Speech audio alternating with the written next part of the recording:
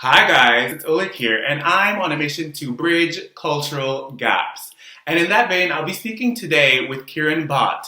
And Kiran is a amazing author who has written a book called We of the Forsaken World, which chronicles the lives of four different people from across the globe who are interconnected unknowingly through the narrative of the book. And so we're going to dive into the book a bit more and get to know him as an author and his inspiration for this book as well. Kieran is actually a really cool person. I met him at NYU maybe over a decade ago now, and since then he has traveled to at least 130 countries around the world, speaks 12 different languages, and has lived in more places than I can count on my two hands. He was actually born and raised in the States to Indian parents, and so we talk about living in America as children of immigrants and also traveling around the world to different places and our experiences there. We talk about my experience having visited India, his experience having lived in India. We talk about his language learning process. When I say polyglot, I mean he knows more languages than I have heard anybody know, which is amazing. So we're going to talk about how he's learned those languages, his process for learning, and we're just going to dig deeper into his inspiration for life. So stay tuned. I'm so excited to bring this interview to you today. But first, like, comment, share, and subscribe so we can do more of these videos. All right, guys, let's get into it. How are you? It's so good to have you on this channel. I kind of want to talk about your journey because it's pretty interesting. I feel like I met you, what was it, a decade ago now? Yes, Even in more NYU. than a decade ago at NYU in New York. And here we are a decade later. You're a celebrated author, or at least I'm celebrating you right now. Thank you. That's nice. And you, I feel like I've been following you and your travels around the world. I feel like you've lived in like God knows how many places and speak so many different languages. Could you just talk about your background a bit more? And Yeah, sure, I'd love to. I was born and brought up in a suburb of Atlanta, yeah, but my family is from Karnataka, which is a southern state of India, and I spent most of my formative time there until I was 18. And I had also spent a lot of time traveling back and forth, like between the US and India, but I probably was fundamentally formed in Atlanta or a suburb of Atlanta or like a village outside of Atlanta, for better, for worse. And a lot of those things, I think, made me who I am. They brought the things that caused me to relate to the world in the way that I do now. And totally. then I went to New York in 2008. I studied in New York University and I had a year abroad in Spain. And that's when I realized I wanted to live a life that was a little bit less local. I realized that I liked living in another country and I liked being like kind of related to people who were not necessarily related to me by Yeah, necessarily physical origin or blood or heritage or language or culture or whatever. And I started wanting to travel and I want to write books as well. I want to write books that were kind of untethered and also belong to kind of a global imaginary. So I started to imagine those things as I was traveling all around Europe. I went up and down and up through different countries of Europe at that time. And while you were I, studying in Spain. yes, so I was Right. staying in Madrid, Yeah, yes, at the Panama there. yeah. And then I realized I wanted to live a different life. And so I had a huge fight with my father. He didn't want that. And so I decided I was just going to do it by myself. I was going to travel the world and live by myself and live independently. And so I got a job teaching English. I went to Latin America. And then over the course of from maybe 2012 to now, I've been all over the world. I've been to now about 134 countries. I have lived Wait, in wait, wait, wait. How many countries? 134 countries. 134 countries? Yes. That is I've lived in incredible. Wow. dozens of random places, and I picked up about 12 languages. Well, Well, I now know I can manage now in 12 languages. wait, so you've visited 134 places. How many places have you lived? You said, It depends. A lot as well. Like, but it depends because I consider living like anywhere between 2 months to a year, depending on the place. yeah, I've never like fully settled in a place for longer than that, at least as an adult. yeah. So I've now done like small stops in about 19 different places. Wow, that's But a amazing. lot of them are like small. I mean, maybe only five or six, or maybe even 4 or 5, or like around a year even. Like Yeah. I have settled really in a place. What are some of your favorite places that you've lived? I have, well, I've been writing a list about that. I think my heart right now really goes to Amchi Mumbai because I'm of Indian origin, and I think that as an Indian origin with a lot of the Western side of me, I have a lot of placement in the West. I think Mumbai speaks to me. I Yeah, like the type of people I meet there. I like the way the city is. I like cities that are generally like microcosms of all that you can find in one place, like whether it totally. be New York or Mumbai or Istanbul, which are again some of my other Yeah, favorite cities in the world. I like microcosms. Now, I like what Mumbai does for me, so I'm quite happy living there. yeah, And then I like some other smaller, little like culturally locked regions, like the Swahili coast. I like some of the Andean plains, like in yeah. near Cusco, Peru, Bolivia, those places.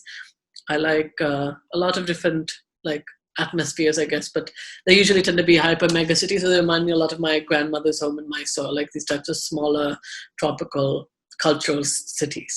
Totally. I feel what you're saying about Mumbai as well. It's actually when I went to India, I did a lot of northern and western India, and so I did all of the north, Punjab, and those Oh cities. wow, very cool. But then I went to Mumbai, and that was actually my favorite city, just because I think I am also that city boy that loves, Yes, microcosms and I loves, know. having a bit of everything in one place, and that's what Mumbai Yes. is. And it's also the only place in India that I went that I didn't feel like everybody was staring at me. Now, I want to think about that. What is it like being a black person in India? Because I know it's pretty tough. So, It was a very interesting experience. For one, I was in an interesting phase of my life where I had a mohawk, so I had like straight hair here, and I was bald on good side. years. So that, coupled with the fact that my hair is very different, a lot of people were like looking at me, and a lot of people came up to me and literally not even saying words, like started touching my hair, or they would come up to me and like put their arm around me and take a picture without asking. I mean, that happens all over Asia, at least. So it's not like I mean, there's some people who But get beaten. I think India is totally. I mean, Asia. Yeah, that I think they're very curious. But in India, they're curious and they don't care whether you consent or not. And then I had a lot of people asking me if I was Sri Lankan as well when I was there, which I understand because obviously like there's a lot of darker skinned, like the Dravidians in Sri Lanka and Tamil Nadu. That is true. Yes, yes. It's always possible. I mean, sometimes people might put you in that narrative as well. If they see a Yeah, darker skinned person, they'll think like, yeah. yes, it is like that.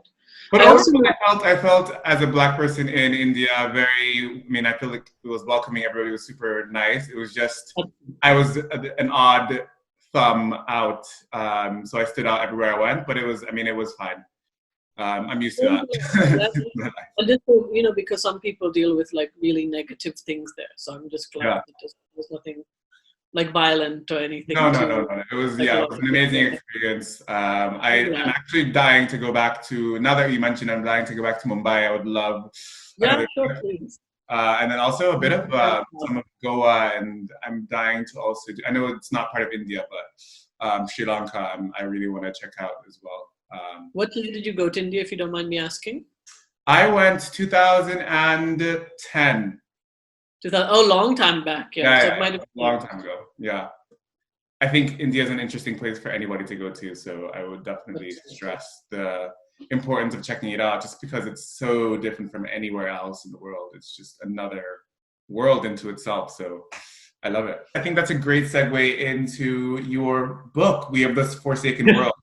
And I think it's a great book just because it seems like it kind of marries your experiences in all these different places and going through all these different cultures and languages, and talking about your background. Can you talk about that book a bit more and what was the impetus for it? How did it come about, first of all? And second of all, what's the premise of it? Well, so We of the Second World came to me in 2010, I think. 2011, sorry. It came in 2011. I was living in Spain and I had taken a trip to Croatia. And I was on a bus going between Dubrovnik to Split, which are two different cities in Croatia. And I happened to sit next to this woman who was quite tall and model-esque and had way long brunette hair that came up to here. And I just started talking to her. She was very fascinating, and we just had an interesting conversation. And when we talked, I suddenly she had said this thing like, basically, Croatia is one of the poorest countries in the world. Why would you want to come here? And what's interesting about this, not necessarily the idea that Croatia is such a quote unquote poor country, but the idea that she had this anxiety or this negativity to her own country based on this idea that her place was quote unquote poor and not worth living in or visiting in. And so as a result, she was admonishing me for coming there. And so I start to, after our conversation, I start to imagine all these contexts, where people would say such things, like in mega cities where the hyper rich and the hyper poor live side by side, or these isolated tribes that know nothing of literally their own people and their own communities. And I started to imagine what those worlds look like, and a lot of different narratives that would eventually come to say, like, we of these certain lands do not feel a certain way, and we, want to kind of speak out against the narratives that have defined our existence. And so, Series of Forsaken World tells the story of these 4 different places, and like, for example, a mega city, which has, again, very rich people and very poor people living side by side. Then, you have like a small tourist town destroyed by industrial spill. You have a middle of nowhere village, which has like, one of these places where there's only one road, and the next town is maybe hundreds of kilometers away. Yeah. And then an isolated tribe in the middle of nowhere, like warring against other tribes as to what should be the dominant culture of that part of the jungle. You have these 4 places that really could be anywhere. Like the first place could be Nairobi, it could be Sao Paulo, the last place could be parts of Papua, it could be parts of, the Amazon. Mm-hmm. And you have these nested narratives, 16 individuals, very unique individuals who are citizens of these 4 places. And they're observing a story that's happening in the background. Like, for example, like a one-armed woman is getting revenge over the people who have sexually trafficked her. Or the son of the chief is asserting his rights while logging is happening, these sorts of things. And as a result, you have each, like 4 different eyes looking at 4 different worlds.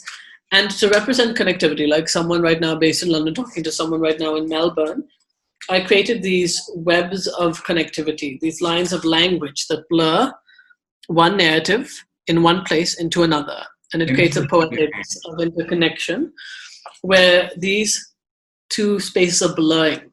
And the language is sitting side by side, and they connect together, and then they merge again.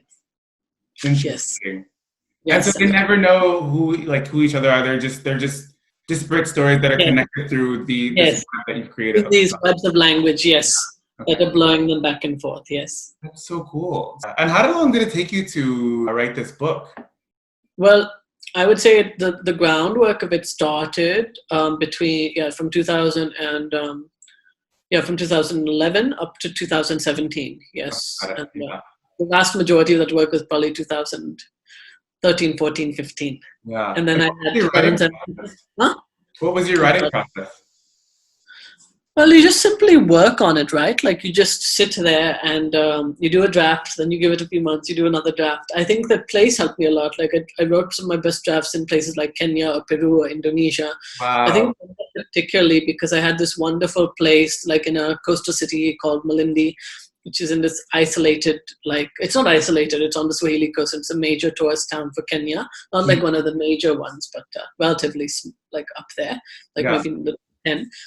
And I just had this wonderful place that was pretty cheap. And I just sat there and I wrote. And I had all this free time and space simply because of the way that it was, It was an isolated place. And I had a really good thing there. And so I just had this time to write, and I wrote one of the best drafts there. So amazing. And did you take from each place that you were at the time?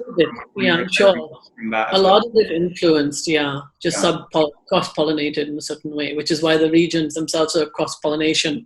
I can't say that one place really looks like this country or another. They're all like blurrings of different places. That's so cool. I feel like when I hear the word global citizen, I feel like you embody that because the fact that you have traveled all over, you've lived in so many different places, and your work takes all those disparate influences and puts them into context in written form. I think that's a really cool thing, just because it's not like you're, saying that this is from this place, and similarities between all these different regions and all these different experiences, but also you understand how connected they are. And I think that a lot of people don't really know that or realize that we're more connected than we're not. And so having a Yes. book like this that kind of talks about places as more nebulous stories that can be really anywhere, you as a person sitting in Nairobi can read this and say, oh, this sounds like something that I am experiencing. And somebody in, say, Brazil can say the same thing, saying, oh, I really relate to this part of the story just because it's my experience.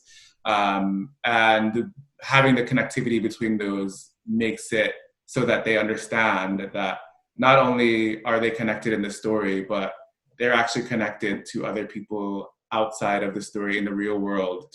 So I think you having this book and writing about these different experiences and collating this together really embodies that. I think it's a good work for people to realize just how connected we all are, especially in these current times.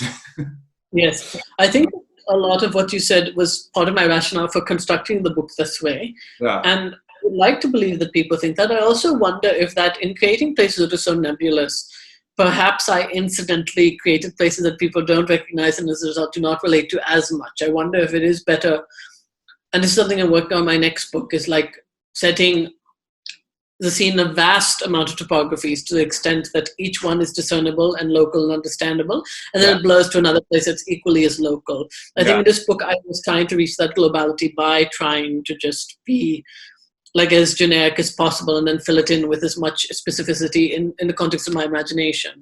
Yeah. I don't know how much, I do think, to a certain extent people relate to it, certain people do not, but because it's such an experimental book, it's also not the easiest book for people to always relate to. So yeah. I get it from all angles. But yes, that was the rationale as to why I wanted to do it. And I hope that people read it with that in mind.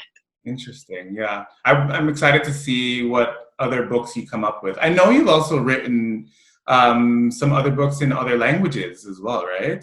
Yeah, I've written in my mother tongue, Kannada, which is a South Indian language. I've written in Spanish, Portuguese, and Mandarin that is as well. Amazing. You wrote a book in Mandarin. Yeah, well, I lived in China for about a year, and I just, somewhere like between the 7th or 8th or 9th month, I went to Tianjin, which is one of these cities, like 5th, 6th biggest city in China. And I just started to imagine these lines and the characters, and I started wanting to create things in Mandarin, and I created a book of poems I was talking in dialect to certain people in my head, using kind of like bhakti style, like emotive energy, with also like this confusion, like talking to a student type of prose. So yeah. First of all, how did you learn Mandarin in such a short amount of time, and then how was the writing process in a totally different language? Well, ultimately, I think for all languages, I first try to pick up one of these grammar books, like X for beginners. Yeah. And I learn it for about a month. I learned the basic grammar, and I talk to people every day, like learning the basic sentences. And just immersing yourself in it as well, yeah. Yes, I'm living in the place, so it goes quicker, yes. Exactly, and you hear it all around you, and you have to use it to survive, because in most places people don't speak English, and you need the language as a survival tool. So I then learned the grammar for up to a month, and then I spend time... And by yourself, you don't take any classes? Yeah, I usually don't take classes. I'm not one who likes to learn that way. Yeah. So I spend about... Depends on the place, but within 3 months, I'm usually able to manage basic conversations, simple basic conversations. If I stay for 6 months to a year, within that period, I start to develop a more complex language. It's still not perfect or very good, but I can at least start to express more complex thoughts. And within a year, I can get to a pretty decent level in a language. But it's with every day I'm learning, I teach myself new words. I'm always studying, yes. That's pretty fascinating. I mean, most people, when they learn a language, I mean, you said you take 3 months to learn, the basics. I think some people take 3 years, even more, to learn the basics. So the fact that you're able to learn in such a quick amount of time is a testament to you. And you're, I think, when I think of a polyglot, you are the definition of that. How did that come about? Why the fascination with language and wanting to learn so many different ones? I think it came from living in Spain. Like, I lived there and I realized how important it is to learn a language simply because no one there speaks English, and I Yeah. was, you know, you have to use that language to survive. And even Yeah. though growing up in the US, I had Spanish as my one of those languages you learn at school. I realized it was more than just a language one learns at school. It's a way that people have to communicate and think and live in. Yeah. People embody that language, and it's part of their daily life. And Yeah. but then I started to just talk to Spanish people, and realized how nice it was just to talk to people. Even barely knowing their language, just trying to connect and being someone who could connect with them, Yeah. by trying and making an effort. And I liked that. And I realized I want to do that. And I think that that desire to connect with people, to learn about their interior lives and their struggles and to be a part of their lives Totally. was what made me want to learn languages. Yeah. And I think when you're learning about different people and different cultures, you can't really understand a culture or people as much if you don't understand their language, because there's so many different nuances in language that really help, paint a picture of what those people are. For instance, I mean, in Arabic, there's, so many different words for love, whereas in other languages, there might not be. But in Arabic, there's so many different meanings and different versions of love, and that is part of the culture as well. So and every language has its own kind of lexicon that uses different words for different things based on their cultural influences. So I think, learning a language and being able to understand those differences is super helpful when, dealing with other people from other places. So I totally get that you want to learn language. I kind of feel that it helps you with that. I took it upon myself to kind of do what you did and, learn a lot of different languages that have nothing to do with who I am. So Arabic, Hindi, French, and all these other languages. So I think that I understand what you're saying when you connect to, a people, just because language is so important and it's an integral part of who we are. For me, when you look at my my friendship circle, it's indicative of the languages I speak, just because I connect with people more. But yeah. Well, this has been an amazing talk. Thank you so much for coming on today, talking about yourself and your book. I'm super excited to see what else you're going to be putting out there. And I hope everybody reads your books as well. Where is that available? Well, currently, it depends on what part of the world you're in. It's available in certain bookstores in the US and India, which I have connections to. If you're not in those two countries, then your main recourse would be Amazon. It's available. You can buy it, and then the publisher will ship it to you. And they're based in Canada. So, but it'll be on all the different versions of Amazon. There's some buy, barter, use, and then you can buy the Kindle version. I'm sure it's also, I think, on Kobo and Barnes and Nobles and all those different websites. Okay. Otherwise, I think they have, you can get a lot of nice bookstores and say Oxford bookstores or Crosswords in India, and then a lot of regional indies in different parts of the US. So. Yeah, and what I'll do is I'll put in the description of this video, the Amazon link as well, so people can get. That'll be best. That'll be the easiest because we don't know where people will be tuning in from. So yeah. Right. And given the coronavirus, I also don't know if any bookstores even open. So that might be your only option. It might be a while until they're open. So Amazon is probably the best bet. Yeah. And even that is barely shipping out these days. So digital version is best. Totally. But thank you so much again for coming on. Let's stay in touch, yeah? Sure, definitely. All right, perfect. Okay. Bye. See you.